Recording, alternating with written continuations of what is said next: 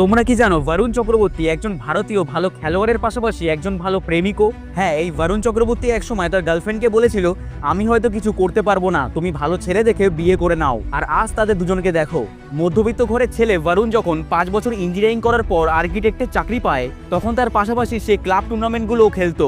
কিন্তু 26 বছর বয়সে বরুণ নিজের চাকরিটা ছেড়ে দেয়। আবার সে খেলায় মন দেয়, কারণ তার চোখে স্বপ্ন একটাই, ইন্ডিয়ার জার্সি পরে খেলবে।